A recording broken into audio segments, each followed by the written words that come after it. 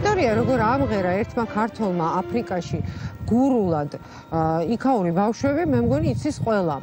და ჩემი გმირი არის სწორედ ის ადამიანი, ვინც ეს ყველაფერი მოახერხა, კაპრალი კობა ბაბილოძე. და ჩვენი დაგესებული მისიის პერიოდში ურთიერთობა ჰქონდა მოსახლეობა ადგილობრივ მოსახლეობასთან და ერთ-ერთი გამორჩეული გმირი იყო ამ სიუჟეტის დღევანდელი სიტუაციის ბავშვი, რომელიც გამესცნა სახელად ჯორდი მაუსო.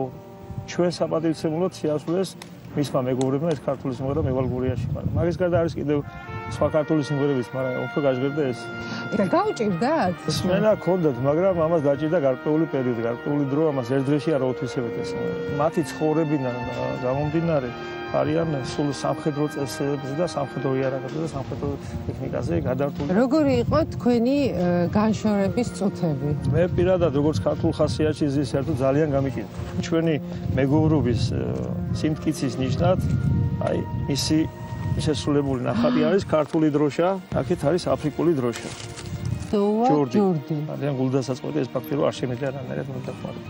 არც საჭმელი, არც არაფერი.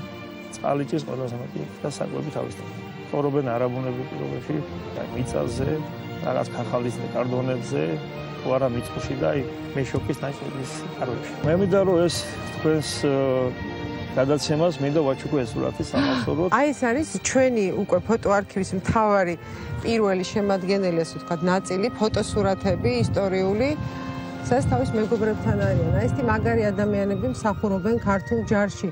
აი მე როგორ განიცდის დღესაც. ძალიან გენატრევად, ხო?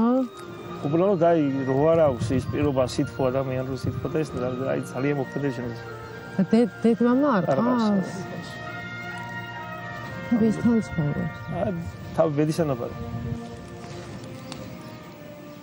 როგორ დავეხმაროთ პატარა აფრიკელს?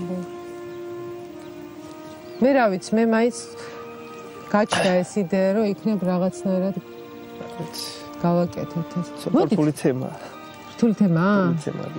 იქ ჩესვა რთულია, ხო? კი, საკმაოდ რთულია. მე მგონი რომ რთული, ჩემთვის რთულია და ახლა რა ვიცი, სხვა რა ძალები იქნება, რომ კარგი.